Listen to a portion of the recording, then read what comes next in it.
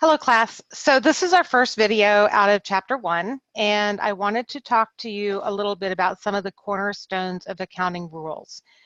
I'm going to talk to you about the accounting principles and constraints. So most of the accounting principles and constraints make sense, but there's a few here that are a little bit more complicated. So the first one up on the left is the measurement principle, or we typically call it the cost principle. And what the cost principle says is that when you record an asset on the balance sheet, a fixed asset, like if we bought a building or a vehicle or land, we're going to record that on the balance sheet at the cost that we paid for it. Now, that makes sense when you buy it, right? But the difference is it's going to stay on the balance sheet at its cost, which means that if I spend $1 million on a building today and I have it for 10 years, at the end of 10 years, is that building going to be worth $1 million? Probably not. It's probably going to be worth either more or less, but definitely not exactly $1 million. However, on the balance sheet, that asset will still be recorded there as the value of $1 million building. So that's the cost principle. The full disclosure principle down on the bottom right says that we are going to include in the financial statements anything that is significant enough to affect a decision maker's decision. Now, when you look at the exercises that we do, the financial statements seem teeny tiny. You know, we just do this little income statement, this little balance sheet, this little cash flow statement. But in the real world, if you looked at a full annual report, what you would notice is that it's 100 pages long. It's not just these 4 statements. In addition to the 4 statements, you have notes about, you know, the assets that are purchased, what makes up accounts receivable, how they're handling their inventory cost, what notes they have and what they're for, and when they're due and what the principal is on them. Just all kinds of information is in the notes. So that's part of the full disclosure principle. Now, the two that are a little bit more confusing to students in the beginning, and we'll work on it throughout the next 4 weeks, is the revenue recognition principle and the expense recognition principle.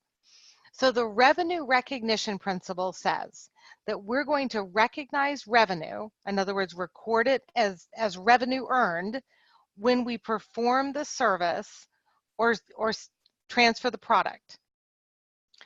We're going to record it when we perform the service or transfer the product, whether we're paid for it or not, because we might perform the service or transfer the product and bill the customer, right? We could bill the customer, they're going to pay us in 30 days, but we're going to recognize the revenue right now when we perform the service instead of waiting until we receive the cash.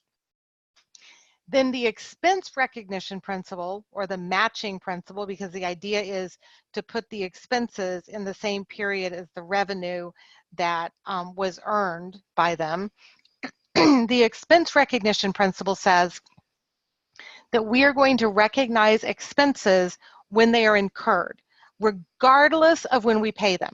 So if we incur an expense today and we pay it a month from now because the vendor bills us, we're still going to record that expense today.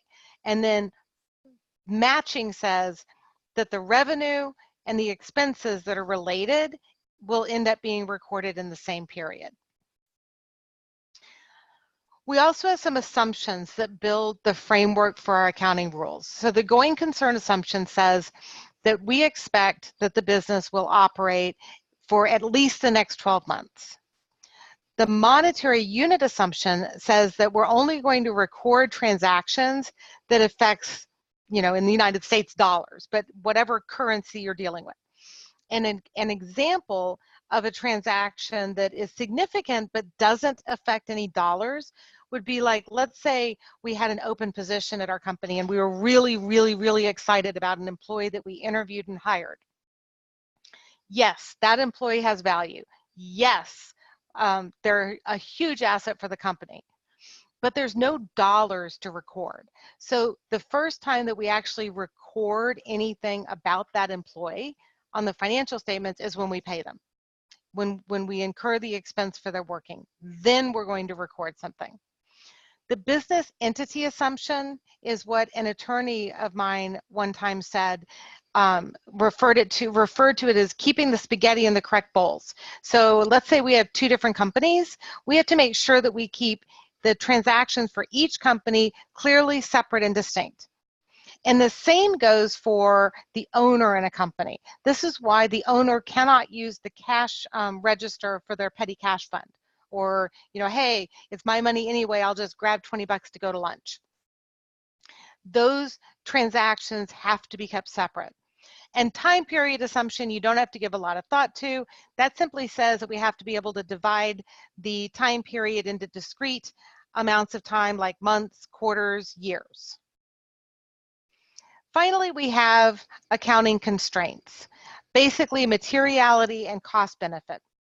Materiality says that we're only going to disclose information that is material enough or significant enough to make a difference in decisions. One example of this is that when we record fixed assets and we don't record them as an expense right away, we do that for larger assets, but like if I bought a waste paper basket, is it a fixed asset? Yes. Is it part of my furniture and equipment in the office? Yes. But it wouldn't make any sense to put a $5 waste basket on my balance sheet. So I'm going to expense it. Cost benefit is the balance between the benefits that we gain from something and how much it costs.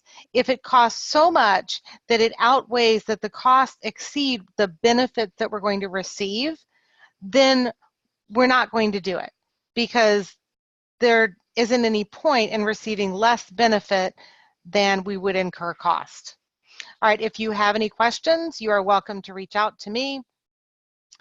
My cell number is on the course outline. You may text me or call me anytime, and I am going to shortly be posting another video about the accounting equation. I appreciate you watching. Have a great evening.